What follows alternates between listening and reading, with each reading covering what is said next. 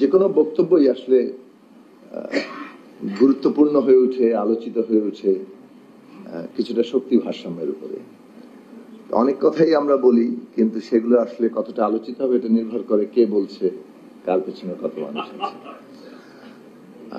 5ই আগস্টের আগেও আমরা অনেক কথা বলেছি, যদিও সেগুলো অনেক ক্ষেত্রেই শেষ পর্যন্ত জাতীয় বিষয়ে পরিণত হয়েছে। ফ্যাসিবাদের পতন, সংস্কার, শাসন ব্যবস্থার বদল, নতুন গণতান্ত্রিক ব্যবস্থা, গণতান্ত্রিক রূপান্তর, রাষ্ট্রের মেরামত কিংবা নতুন রাজনৈতিক বন্দোবস্ত, এক একজন এক একটা শব্দ কয়েন করেছেন, কিন্তু শেষ পর্যন্ত মর্মবস্তুতে একই ছিল। এইখানে যে আলোচনাগুলো হয়েছে তার সূত্র ধরে এবং সবশেষে মান্না ভাই যে আলোচনা করেছেন তার সূত্র ধরে আমি কয়েকটি বিষয় তুলব। ভূ রাজনৈতিক প্রেক্ষাপট আলোচিত হয়েছে। বিভিন্ন পরাশক্তি এই অঞ্চলে তাদের যে পরিকল্পনা, স্বল্পমেয়াদী, মধ্যমেয়াদী, দীর্ঘমেয়াদী, সে অনুযায়ী তাদের নিশ্চয়ই পরিকল্পনা আছে। সেগুলোর খোঁজ খবর আমাদের দেশের মানুষরা এখন কম বেশি রাখেন। সোশ্যাল মিডিয়ার বরাতে তো এটা একেবারে গণপর্যায়ে আলোচনার বিষয়। কিন্তু একটা দেশের স্বাধীনতা, সার্বভৌমত্ব কেবল তার বিদেশ নীতি না,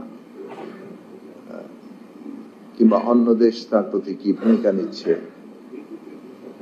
সেটার দ্বারাই পুরোপুরি নির্ধারিত হয় না। এর অন্যতম নির্ধারক জায়গা হচ্ছে একটা দেশের অভ্যন্তরীণ রাজনৈতিক ব্যবস্থা কিভাবে আছে। রাজনীতির সাথে অর্থনীতি আসবে, সমাজ সংস্কৃতিও আসবে।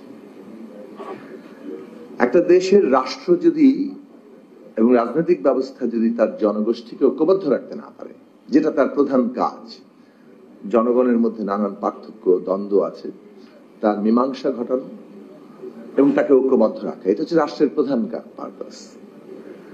এই ঐক্যবদ্ধ রাখার কাজটি যদি রাষ্ট্র করতে না পারে, রাষ্ট্র যদি জনগণকে তার ব্যবস্থার বাইরে ছুঁড়ে ফেলে দেয়, যেমনটা শেখ হাসিনা তার ফ্যাসিস্ট ব্যবস্থার মধ্যে দিয়ে বেশিরভাগ মানুষকে বাইরে ছুঁড়ে ফেলে দিয়েছিল, তাদের নাগরিক অস্তিত্বটুকুই আর রাখেনি, ভোট দেওয়ার অধিকার রাখেনি। শুধু তাই নয়, একেবারে গুম খুন, মানে জীবনের অধিকারটাও কেড়ে নিয়েছিল। সেই জায়গা থেকে এই রাষ্ট্র তার নিজের যে কাজ, জনগণকে ঐক্যবদ্ধ রাখা, সেটা করার ক্ষমতা হারিয়ে ফেলেছিল, ফলে তার ভায়াবিলিটি হারিয়ে ফেলেছে।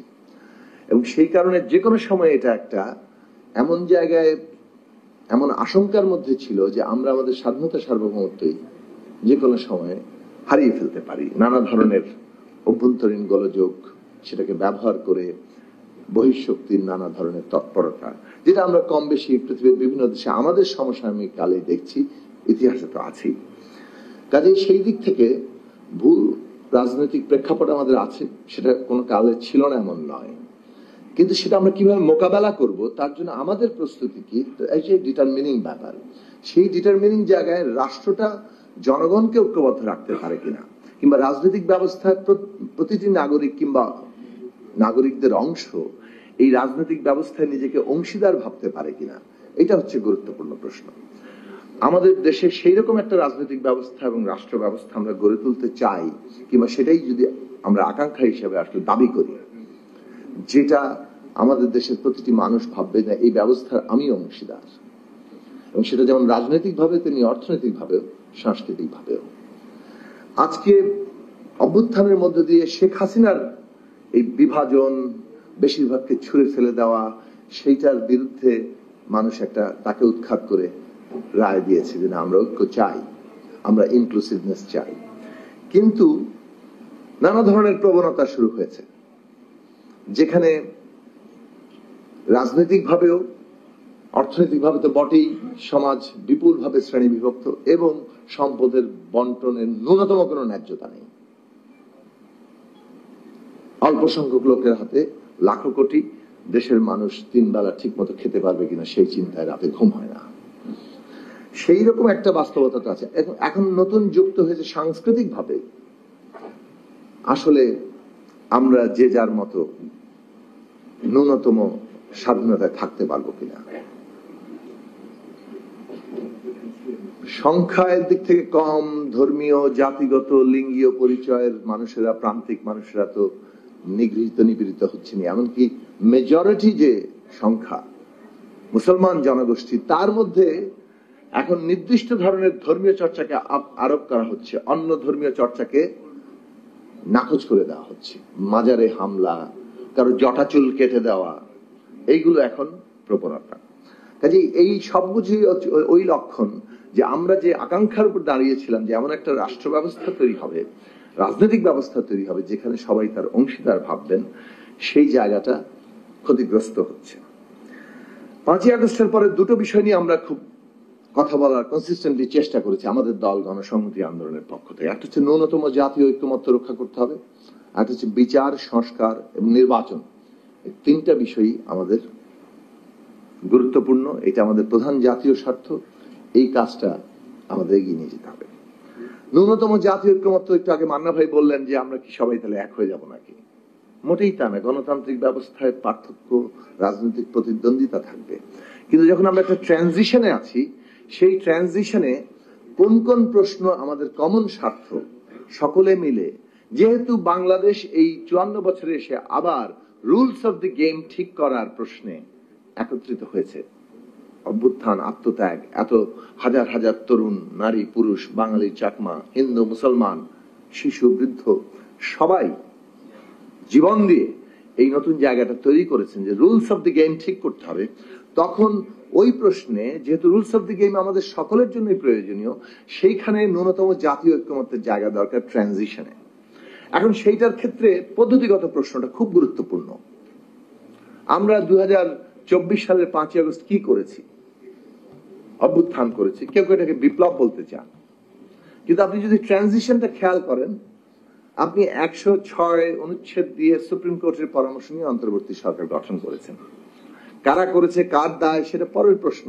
গিয়েছেন, সবাই সেখানে উপস্থিত ছিল, তাহলে এই প্রসেসকে আপনি মেনে নিয়েছেন। এখন তো আপনি বিপ্লবের মতো ডিক্রি জারি করলে হবে না।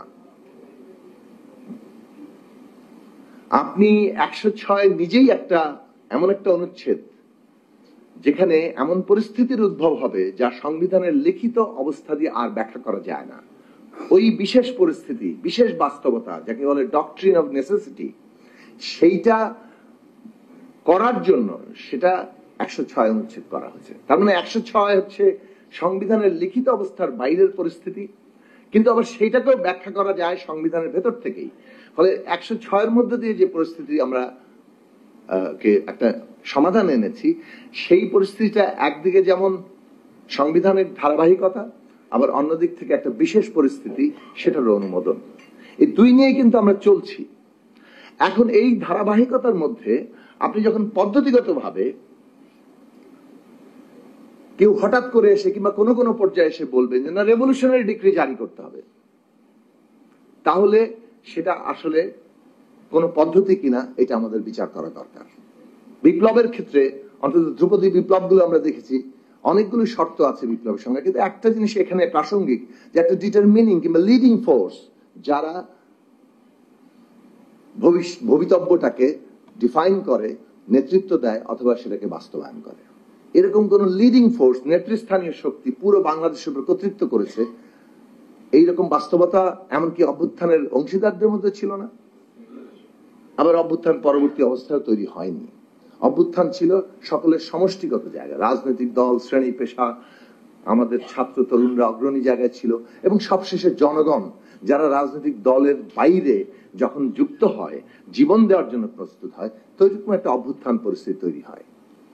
এর মধ্যে দিয়ে একটা নেতৃস্থানীয় শক্তি তৈরি হয়ে গেছে যারা পুরো কোর্সকে ডিটারমিন করবে, এরকম কোন অবস্থা কেউ নেয়নি। এমনকি বিএনপি বড় দল হিসেবে তারা সেটা নেয়ার ওইভাবে চেষ্টা করেনি, অন্তত খুব দৃশ্যমানভাবে।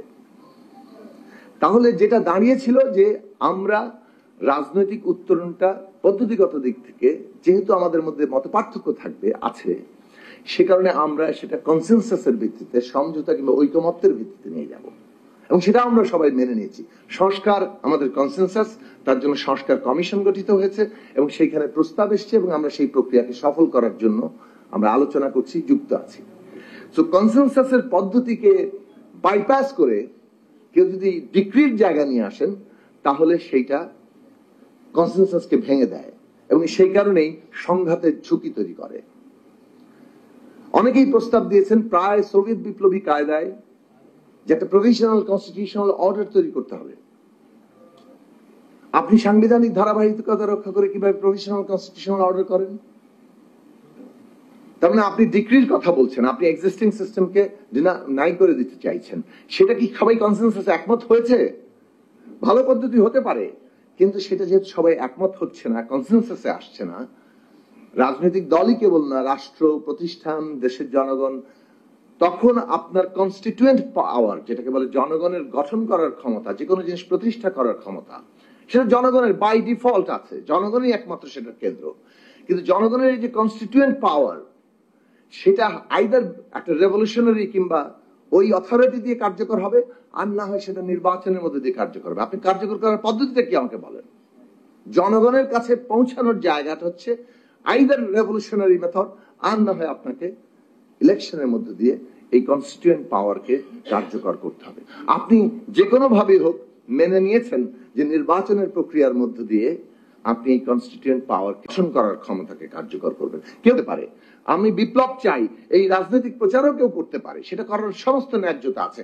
আমরা বিপ্লব চাই, কিন্তু বাস্তব জায়গাতে দাঁড়িয়ে বিপ্লবের শক্তি ভারসাম্য যদি না থাকে, অথবা কোন একটি একক নেতৃত্বের শক্তি ভারসাম্য যদি না থাকে, তখন কনসেনসাসকে ব্রেক করার চেষ্টা সংঘাতের দিকে ঠেলে। এইটা আমাদের সকল পক্ষেরই একটা অনুধাবন করা দরকার। আমি বিনয়ের সাথে বলছি, প্রত্যেকটা রাজনৈতিক দল, আজকে এখানে আমাদের ওখানে একটা ঐকমত্য কমিশনে একটা হাসি ঠাট্টা হয় যে কোন কোন 3টি দল সিকিউরিটি কাউন্সিল হয়ে গেছে, বাকি সবাই জেনারেল অ্যাসেম্বলি। তো আজকে সিকিউরিটি কাউন্সিলে একটি দল আছে, বাকি জেনারেল অ্যাসেম্বলির কয়েকটি দল আমরা আছি। কিন্তু আরো সিকিউরিটি কাউন্সিলের দল থাকলে ভালো হতো। যে এখানে আমাদের অনুধাবন করা দরকার যে এই মুহূর্তে বিপ্লবের পথ মানে কার্যকর করতে যাওয়ার চেষ্টা সংঘাত ছাড়া আর কোনো জায়গা আনবে না, বরং আমরা যে অর্জনের দ্বার প্রান্তে আছি সেটাকেও নস্যাৎ করে দিতে পারে। পতিত ফ্যাসিস্ট, তাদের দেশি বিদেশি মিত্ররা নানাভাবে এইখানে ক্রিয়াশীল এবং তারা প্রতি মুহূর্তেই এই সুযোগের অপেক্ষায় আছে, এবং এই ব্যাপারটাকে কোনোভাবেই এড়ানোর কোনো সুযোগ নাই, কারণ কোনো কিছু প্রেক্ষাপট ছাড়া হয় না। আজকে বাংলাদেশ, আমরা যে রাজনৈতিক উত্তরণ যাচ্ছি, সেটা একটা বিশেষ রাজনৈতিক ভূ রাজনৈতিক প্রেক্ষাপটে হচ্ছে। এই জায়গাগুলো আমাদের স্মরণে রাখা দরকার। ফলে ভিন্ন মতের যে চর্চা, সমাধান, সেটা আমরা বারবার বলেছি কনসেনসাস এবং জনগণের কাছে শেষ পর্যন্ত চলে যেতে হবে। শক্তি পরীক্ষা বনাম জনগণের কাছে যাওয়া, শক্তি পরীক্ষার পদ্ধতিতে গেলে সংঘাত, জনগণের কাছে গেলে নির্বাচনে যেতে হবে। এখন প্রশ্ন এসে দাঁড়িয়েছে, তাহলে কি হবে? আমি শেষ করব, যেহেতু আলোচনাটা উঠেছে এবং আলোচনা ঐকমত্য কমিশনে হচ্ছে, আমরা কোথায় যাচ্ছি একটু তথ্যগতভাবে জানি। সর্বশেষ বৈঠকে যেটা আলোচনা হয়েছে, অনেকগুলো প্রস্তাব আছে। বিএনপির প্রস্তাবের গুরুত্ব অনুধাবনে এবং গুরুত্ব বিবেচনায় সেইখানে সর্বশেষ বিএনপির প্রতিনিধি, স্ট্যান্ডিং কমিটি মেম্বার জনাব সালাউদ্দিন আহমেদ বলেছিলেন যে যদি একই দিনে গণভোট হয়, অর্থাৎ জাতীয় নির্বাচনের দিনে, জুলাই সনদ গ্রহণের পক্ষে নাকি জুলাই সনদ আমরা বিপক্ষে, এই প্রশ্নে যদি গণভোট হয় তাহলে তারা বিবেচনা করবেন এবং তাদের দ্বারা সেটা গ্রহণ করতে পারেন। তাহলে প্রশ্ন ওঠে যে যদি গণভোট হয়, গণভোটের একটা প্রস্তাব ছিল, তাহলে নির্বাচনের একই দিনে কনকারেন্ট, মানে গণভোটও হচ্ছে, দুটো ব্যালটই হচ্ছে, একটা হচ্ছে গণভোট আর একটা হচ্ছে ন্যাশনাল ইলেকশন। গণভোট কিসের ভিত্তিতে হবে? জুলাই সনদ তো নিজেই মানে বিভক্ত, একটা হচ্ছে যে ঐকমত্য অংশ আছে, একটা হচ্ছে নোট অফ ডিসেন্ট কিংবা ভিন্নমত আছে। তাদের প্রস্তাব ছিল যে ভিন্নমত মীমাংসা কিভাবে হবে সেটা তো আমরা আগেই ঠিক করে ফেলেছি, সেটা জাতীয় নির্বাচনের মাধ্যমে হবে। যে দল বিজয়ী হবে তার অনুযায়ী সে ওই ভিন্নমতটা, তার যে মতামত, সেই মতামত কার্যকর হবে। কাজে জুলাই সনদের ঐকমত্য অংশ এবং ভিন্নমত অংশ দুটো মিলেই জুলাই সনদ।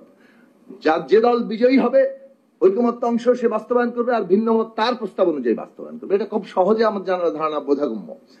কিন্তু জুলাই সনদ অ্যাজ এ হোল, সেটা আমরা গ্রহণ করি না করি না, এটা হবে হ্যাঁ না ভোট। অর্থাৎ জুলাই সনদের পক্ষে আর বিপক্ষে জনগণ তো রায় দিবে, সেটার মধ্যে দিয়ে জুলাই সনদ এবং এর যে মানে জনগণ কর্তৃক এর যে বৈধতা সেটা তৈরি হবে।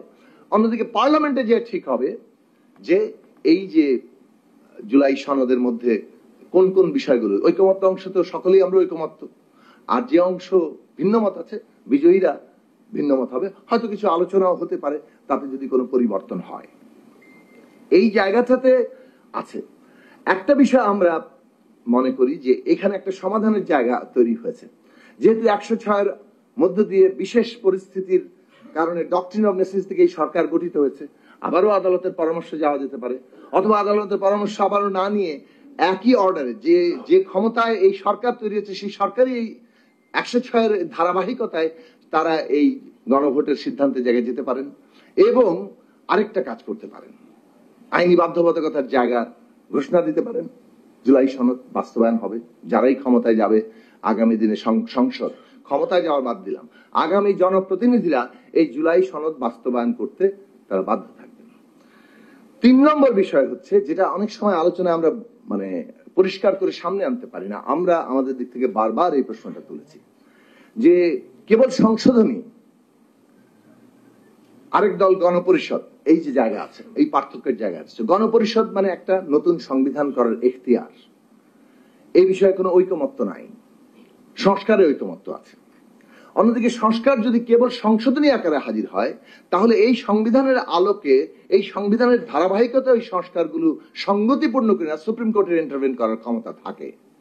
কিন্তু যদি একইভাবে যেমন এর আইনি বাধ্যবাধকতা, গণভোট এবং যদি অন্তর্বর্তী সরকার এই ঘোষণা দেন আগামী পার্লামেন্টের দুটো ক্ষমতা হবে, একটা হচ্ছে মৌলিক সংস্কারের ক্ষমতা যে জনগণ এই পার্লামেন্টকে দিচ্ছে, আর একটা হচ্ছে 5 বছর রাষ্ট্র পরিচালনার ক্ষমতা। এই ঘোষণা যদি তারা দেন তাহলে এইটা জনগণ যে পার্লামেন্টটা গঠন করছে তার জনগণের ক্ষমতার মানে প্রতিনিধি আকারে তারা এই সংস্কার করার অধিকার পাচ্ছেন। ফলে এই সংস্কারকে আর আদালত চ্যালেঞ্জ করতে পারবে না, অন্তত যুক্তিসঙ্গত ভাবে। ক্ষমতা দিয়ে অনেক কিছুই করা যায়, সেটা আলাদা আলোচনা। তর্কগুলো শুরু হয়েছে বিএনপি তো কোনো বদল চেঞ্জ করবে না, বিএনপি ক্ষমতায় যাবে কিন্তু বিএনপি বিচার সংস্কার করবে না, এরকম একটা ধারণা তৈরি করা হয়েছে। এরকম একটা ধারণা থেকে পুরো আলোচনাটা চলছে। এই ধারণার আমরা খুব বেশি পক্ষপাতী ছিলাম না, কারণ কেউ যদি ক্ষমতায় গিয়ে তার করা অঙ্গীকার না মানে এইটা রাজনৈতিক আত্মহত্যা হবে বলে আমরা মনে করি। ফলে কোন রাজনৈতিক দল সজ্ঞানে কাজ করার কথা না, কিন্তু আমাদের দেশের অভিজ্ঞতা আছে, এই কারণে আমরা আস্থা স্থাপন করতে পারি না। আমাদের বিবেচনায় এইটাও পলিটিক্যাল মাইলেজ নেওয়ারই একটা প্রচারণা, এবং সেই পলিটিক্যাল মাইলেজ যে কেউ পাচ্ছেন না তা নয়। আমি শেষ করব এটা বলে যে এই যে পলিটিক্যাল মাইলেজ নেওয়ার অনেকগুলো চেষ্টা চলছে, কাজেই আমাদেরকে সবকিছু আগে করে ফেলতে হবে, এবং সবকিছু আগে করে ফেলার মধ্য দিয়ে জনগণকে বাইপাস করার যে চেষ্টাটা হচ্ছে সেইটা দৃষ্টান্ত হিসেবে খুব খারাপ হবে, এবং ভবিষ্যতে এটাকে বাতিল করে দেওয়ার, কেননা মনে হবে যে এটা সামরিক ফরমান কায়দায় এই সংবিধান বদলানো হয়েছে, এটাকে বাতিল করে দেওয়ার যুক্তি সৃষ্টি হবে। সুতরাং রাজনৈতিক মাইলেজ, রাজনৈতিক ভাবে আমি জনগণকে আমার পক্ষে আনা, আমার ভোট ব্যাংক বাড়ানো, আমি একটা অন্যকে খাটো করানো, অন্যকেও সংস্কার বিরোধী, বিচার বিরোধী, এইরকম একটা জায়গা তৈরি করা, এই ধরনের প্রচারণা করে আমরা বিপদে যাতে না করি। সর্বশেষ আরেকটা বিষয়ে কথা বলি, যদি নিম্ন কক্ষে পিয়ার আসে তাহলে উচ্চ কক্ষের কোনো দরকার নেই। যদি উচ্চ কক্ষ থাকে তাহলে উচ্চ কক্ষে যদি পিয়ার আনা হয় তাহলে নিম্ন কক্ষে পিয়ারের কোনো দরকার নেই। ফলে যারা উচ্চ কক্ষ মেনে নিয়ে এসে আবার নিম্ন কক্ষে পিয়ার চাইছেন তারা আসলে পুরো জিনিসটারই মানে একটা বোঝাপড়ার মধ্যে যথেষ্ট জায়গা নেই। অন্যদিকে এইরকম একটা ধারণা প্রচলিত আছে যদি উচ্চ কক্ষে পিয়ার দেওয়া হয় তাহলে আবার নিম্ন কক্ষে পিয়ারের প্রশ্ন আসবে। আসলে পিয়ার যখন মিক্স পদ্ধতিতে যায় তখন সেটা যেভাবে হয় যে 300 আসনে 300 জন নির্বাচিত হন, তারপর মোট প্রাপ্ত ভোটের ভিত্তিতে আরো কিছু, যেটা মিশ্র মানে জার্মান মডেলে আছে, আরো 150 অথবা আরো 300 যুক্ত হবেন। তো তাহলে তো উচ্চ কক্ষ করার ফলে আরো 100 জন তো পিয়ারের পদ্ধতিতে যাচ্ছেন। কাজে এই দুটো জিনিসে খুব বড় নেই। আমরা মনে করি যে নিম্ন কক্ষে পিয়ারের কোনো বাস্তবতা নেই, উচ্চ কক্ষে পিয়ারের ব্যাপারে আমরা আরো আলোচনা করতে পারি এবং একটা ঐকমত্যের জায়গায় যেতে পারি। আগামী দিনে এইসব প্রশ্নে সবাই যদি আমরা একটা জায়গায় আসতে পারি, নির্বাচন উত্তরণ ঘটিয়ে একটা গণতান্ত্রিক উত্তরণ হয়তো আমরা খুব দ্রুত করতে পারবো। ধন্যবাদ সবাই। ধন্যবাদ সাকিব ভাই আপনাকে বিস্তারিত বক্তব্যের জন্য। এবার অনুরোধ